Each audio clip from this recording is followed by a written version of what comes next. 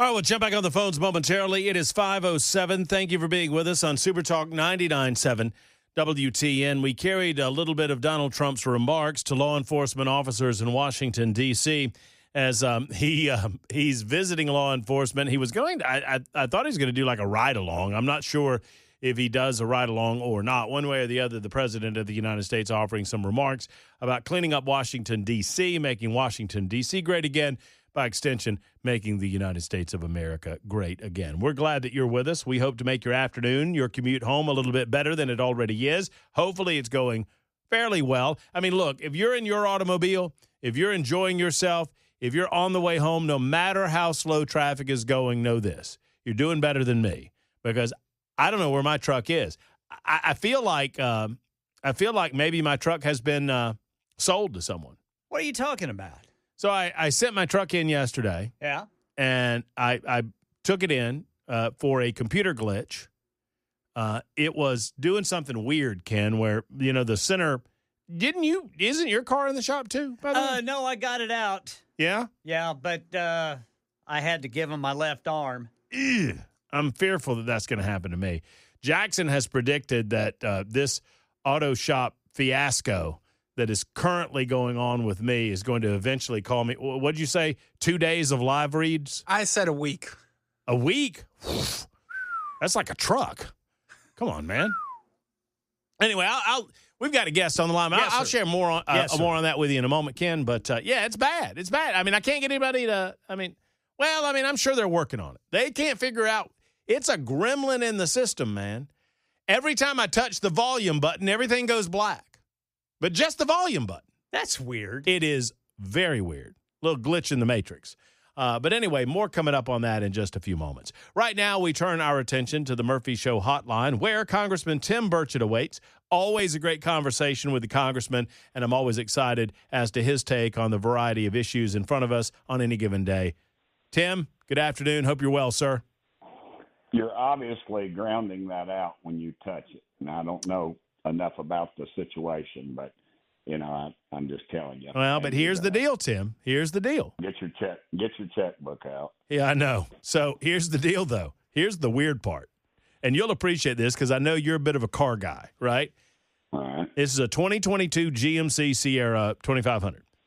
If I turn the volume knob on the console, the computer console just goes black, and you have to shut the truck down and you crank it back up and it comes back again.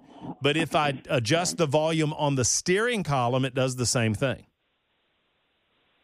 So it's got to be some sort of switch relay situation, don't you think? Yeah, I would have to agree with you, but that's a little out of my pay grade. I like old stuff. I know, man. Give me a nice 1974 Chevrolet pickup. I can fix that.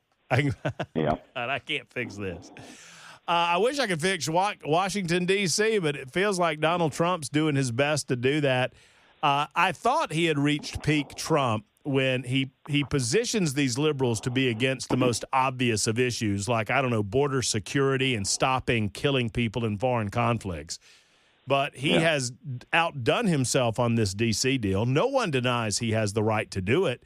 And the liberals are running around sounding off like they're pro-crime, Tim. I mean, what do you make of all of it? Let's be specific. It's the liberal whites from the suburbs, the liberal whites. And I want to give you an example. And I realize everybody's cringing right now, but this is the truth. So we have in the oversight committee, we bring in Washington, D.C. to talk to us about crime, because Washington, D.C. is a function of Congress. No question. So it was created by us. Not me, but you know what I mean, my predecessors. So you've got 6 white guys that come in there to explain us that there's no crime in Washington. Sitting behind them are black folks that live in these neighborhoods, activists, families, all kinds. And I said, why are there only white guys up there? You can go back and watch the tape. And they, him hauled around. As I left that day, I had a member of Congress, a black man, who's a very good friend of mine, thank me for that. He said, Tim, that needed to be said. And, and it goes back to, I used to go to church with a guy who was an FBI agent, and he told me, he said, Tim, he said, in the inner cities, you have some of the best people in the country, and they're being held hostage by some of the worst. And that's what you're seeing right now. This is all about power. It's all about power. They don't care about crime. They don't care about these kids that don't have any education whatsoever, that the per pupil spending is the highest in the country. They don't care about that. All they care about is keeping in power, keeping their numbers to where they are in charge. That's all this is about. It's classic Washington 101. Has nothing to do with doing what's right. And that's all this is about. And they're going to the left is going to say, oh, Trump, he walks out in this stage thing. Well, dadgummit, he can't walk out anywhere. You've got buildings, you've got rooftops. That is a nightmare for the Secret Service. So I'd say his visibility will be very limited. But I'll guarantee you, if you go on the internet tonight and start looking at all these folks that are proud of what's going on and they're happy. You got moms. I was just on Fox Business just a minute ago, and right before me was a couple of moms whose kids had gotten murdered, and they're gone. Nothing's going to bring them back. And I guarantee you, they don't vote Republican, but they were cheering Donald J. Trump. And that's what needs to happen. Well, because certainly. It's out of control. Well, and look at, I don't know if you're familiar with the story local to Nashville, this Somalian guy, he was originally described as a Tennessee man. Obviously, he was not. Yeah. In the country illegally, named Muhammad, was found by the Nashville Fire Department brutally sexually assaulting a woman who later died at his hands. Who later died, yeah. And we found out he had 29 separate charges against him prior to being arrested for this brutal assault. And on several of those, he was charged with sexual battery. And those cases were, quote, retired or dismissed by the prosecutor of Davidson County, Glenn Funk. And I'm asking the question locally, why in the hell are more – I mean, this was a homeless woman that was assaulted. So these liberal Democrats – sit on their ivory tower and pretend to care about the least of these and accuse you, Tim Burchett, and me, Matt Murphy, of not caring about the least of these, and they won't do anything about it. They won't even speak to this issue where this woman died at the hands of a Somalian man that should not have been here had the right policies been followed years ago. 100%. He should not have been here. My granddad, who was a rural letter carrier, New Deal Democrat, he's spinning in his grave right now. The party of the working man and women, of equality, of doing what's right, is now the party of men in women's dresses and sports, running our borders over, no energy independence, crime, you name it. Every issue, they're diametrically opposed. And, the best friend they got right now is the Republican Party, because I'm afraid sometimes our messaging, we can't get out of our own way, but we don't have to do anything. And everybody always says, oh, we got to do something about Jasmine Crockett. No, we don't. Let them talk. Let those people talk. 100%. Let every one of those people talk, and they'll take care of themselves. Don't make a martyr out of them. Just let the left show those protests, and people will draw their own conclusions, because it is obviously they're so far out of touch with what's going on in this country. They have sold their soul to the devil. They are, I have great friends that are Democrats in Middle Tennessee that are listening to this show probably right now, and they are scratching their heads wondering what happened to their Democrat Party.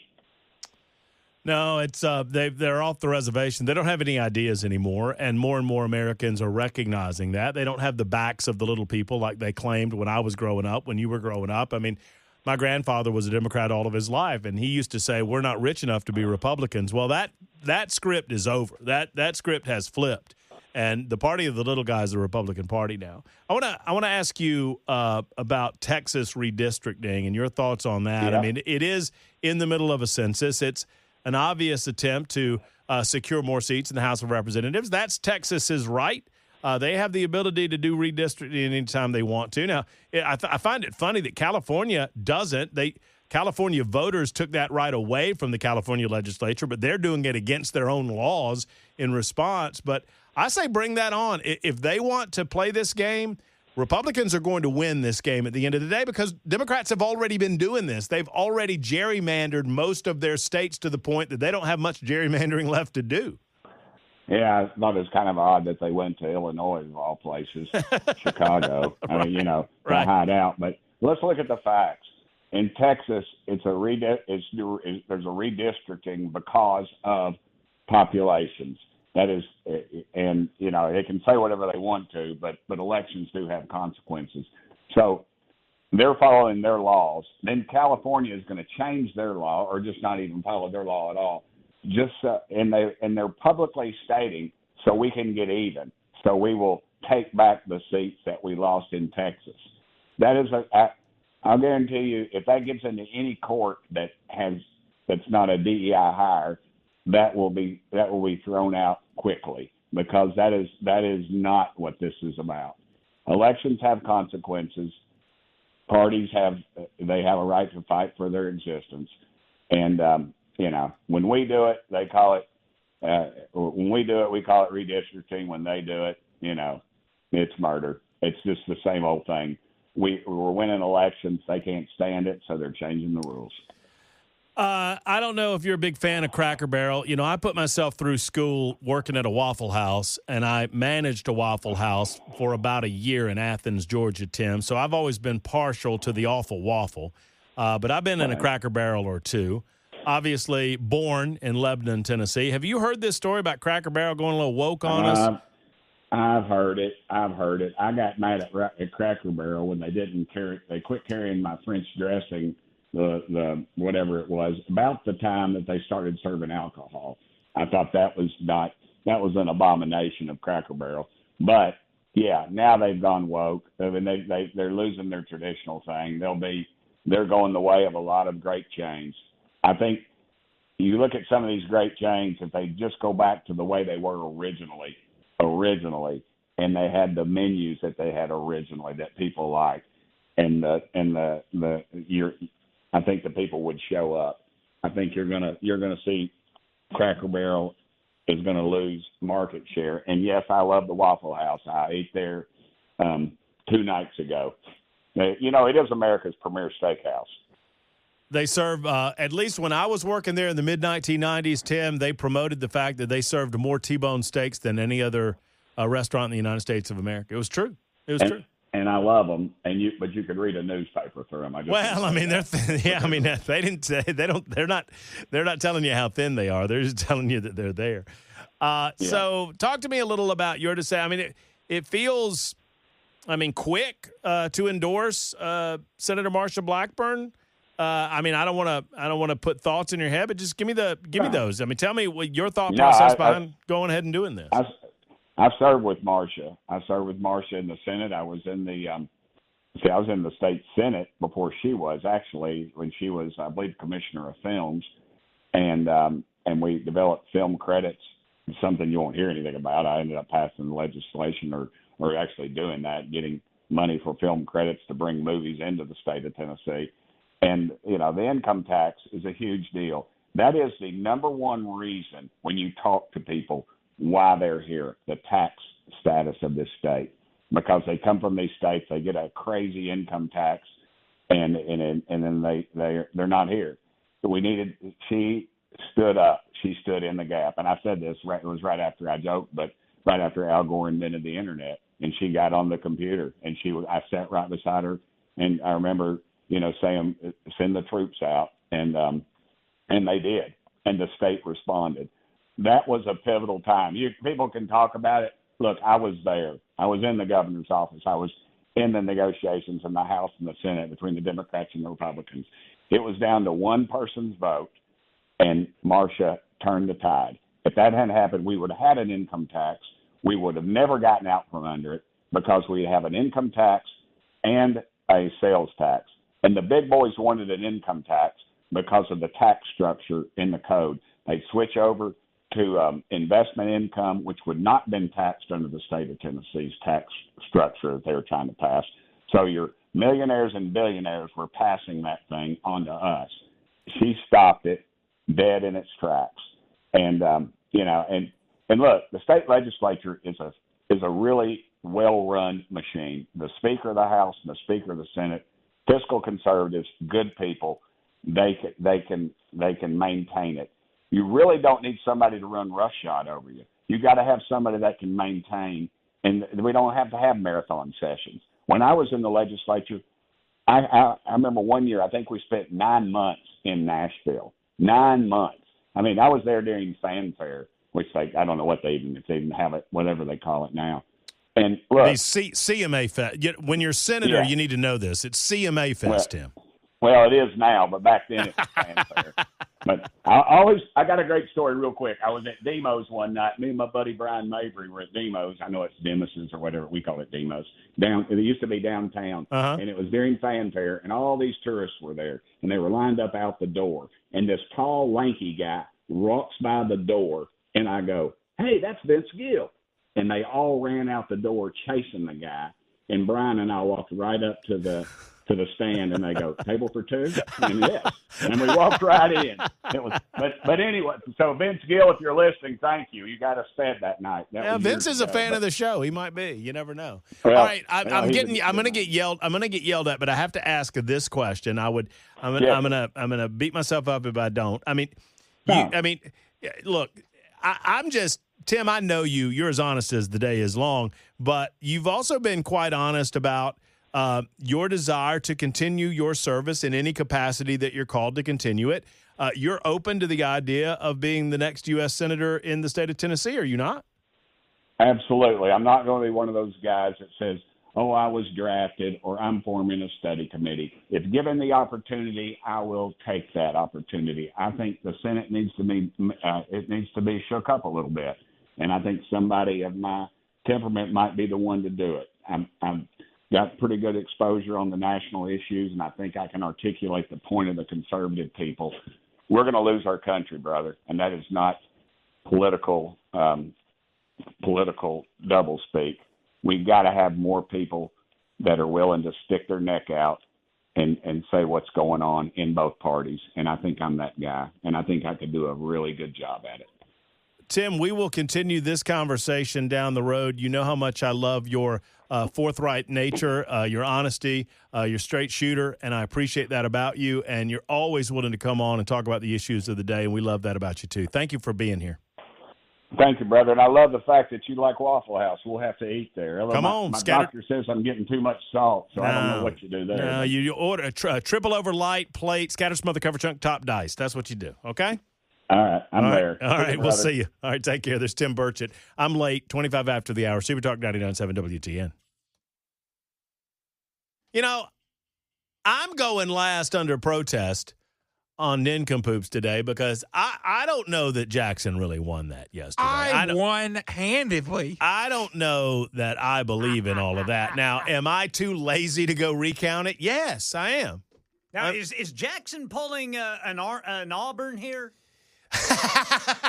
He's counting. Are you counting national championships that were not awarded by the proper authorities, Jackson? I won nincompoops, voted by our wonderful listeners. That's like Auburn's counting that 1913 national championship because the Greater Montgomery Barbershop Association said that they won the national championship. So there. Hey, Ken, you know what it's time for? What's the time for, brother Time for Jackson? Nincompoops in the news. Oh, just take over. Just take over the show. You know what? I'll walk home, which is how I'd have to do it because I don't have a truck. You wouldn't make it.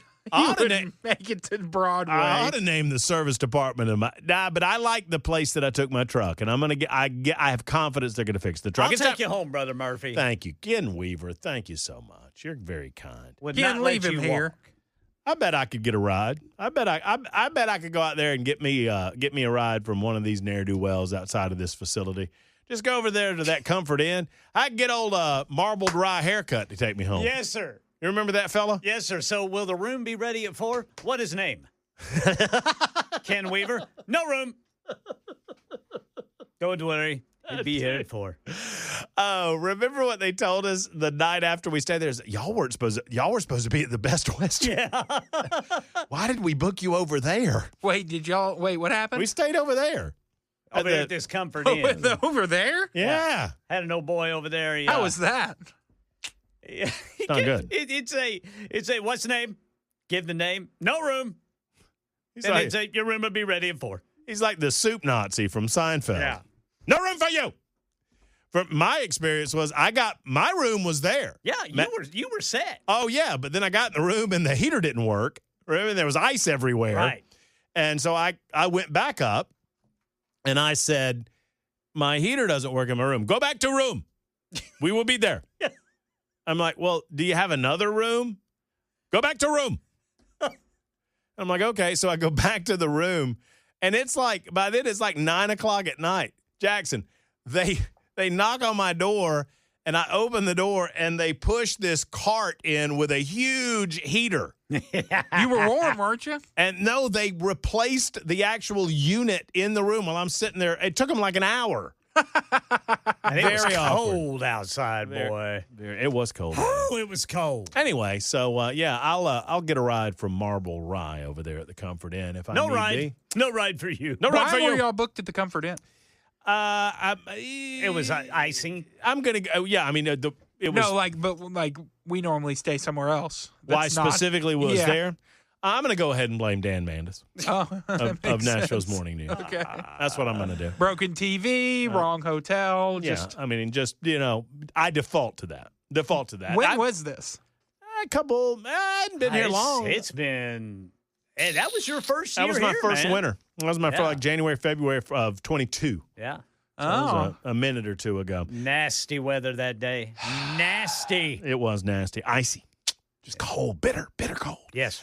All right, speaking of bitter cold, I'm a little cold toward the listening audience because I've lost my mojo with you, so I'm going to try to pick it back up with Nick Kaboops in the news today. All right, Brother Murphy. Jackson claims the victory, so I guess Jackson gets to go first. Way to go, Brother Jackson. We're going to Nebraska, boys. The Norfolk Police Division is reminding the public to remain aware when securing their home. This comes after a man was arrested who police say broke into 2 homes overnight, fully naked. 20-year-old Levi Wright of Norfolk, Nebraska, was arrested on Wednesday, August 20th, following a series of incidents that took place that morning. The division says officers were called to a home in the 300 block of 11th Street just after 4:30 a.m. Norfolk police said they received a report of a man wearing only undergarments entering a home and leaving. The situation, according to police, was caught on a home security camera. Officers at the scene found a man, now identified as Wright, completely nude, running away from the scene. Soon after, another homeowner called Norfolk police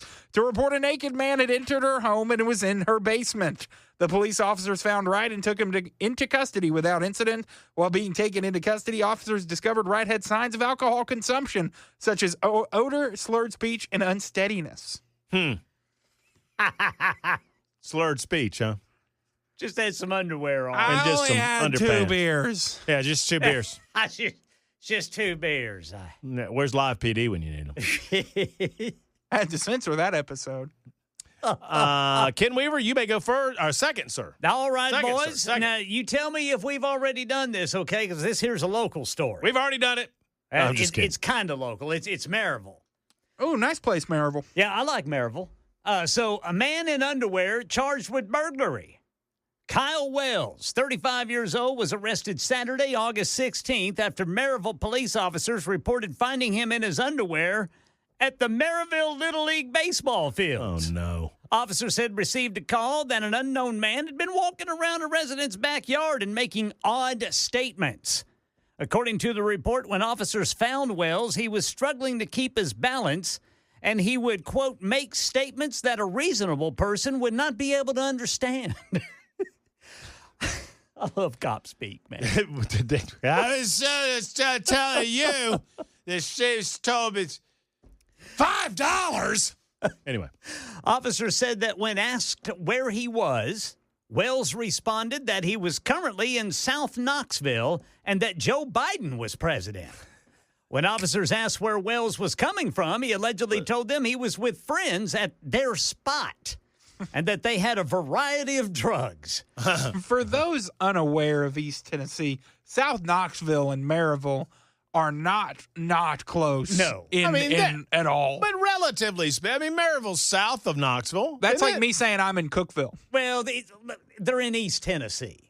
That's what we'll say. Was Joe Biden wasn't president, though, huh? No. This is just 2 weeks ago. Wishful thinking, I guess. So when officers asked Wells if he was doing drugs, he reportedly told them that he had been, quote, clean for 8 years and was not doing drugs.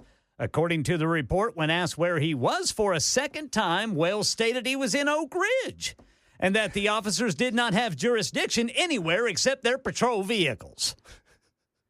Well, that didn't work either. Officers arrested Wells. The report said that officers later discovered that Wells had broken into a garage and tried to steal lawnmowers. The report stated he also broke into a vehicle, but it was unknown if anything was damaged or taken. He was charged with public intoxication and burglary. But he was clothed, right? Yeah, he had his underwear on.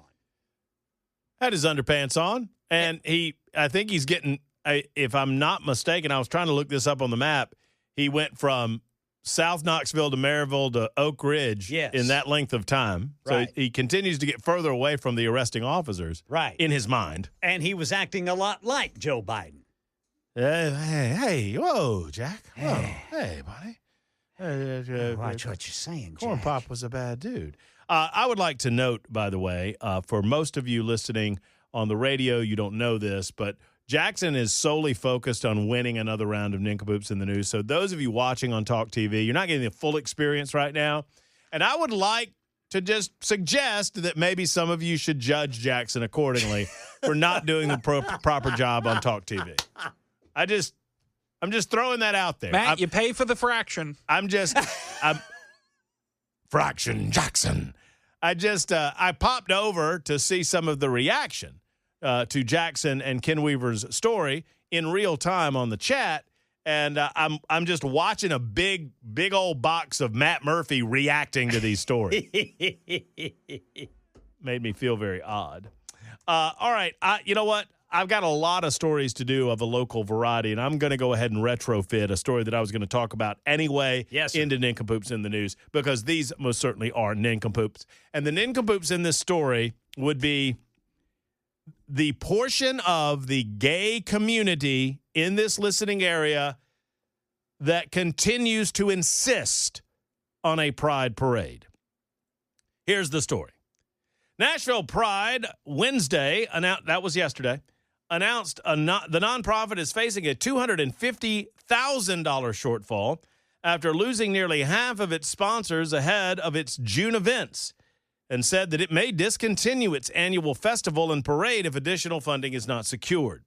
Just 2 years after hosting former First Lady Jill Biden in 2023, the Nashville, well, that's probably your problem right there.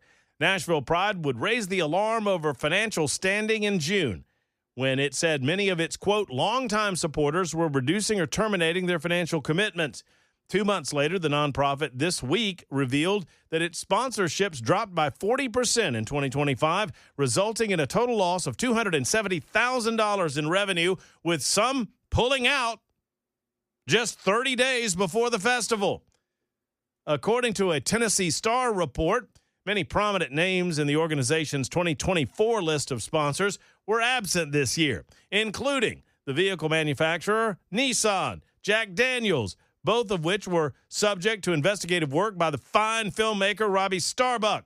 Corporate sponsors who stuck with the organization in 2025 included Bridgestone, Amazon, Cummins, the Nashville Predators, the Tennessee Titans, Planned Parenthood, Verizon, University of Tennessee at Knoxville, and the Nashville Soccer Club. Now, why do I include this in Nincompoops in the News? This is the reason.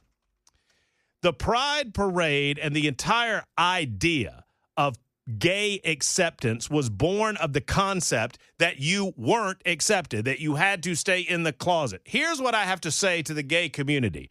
God love you. I love you. You won.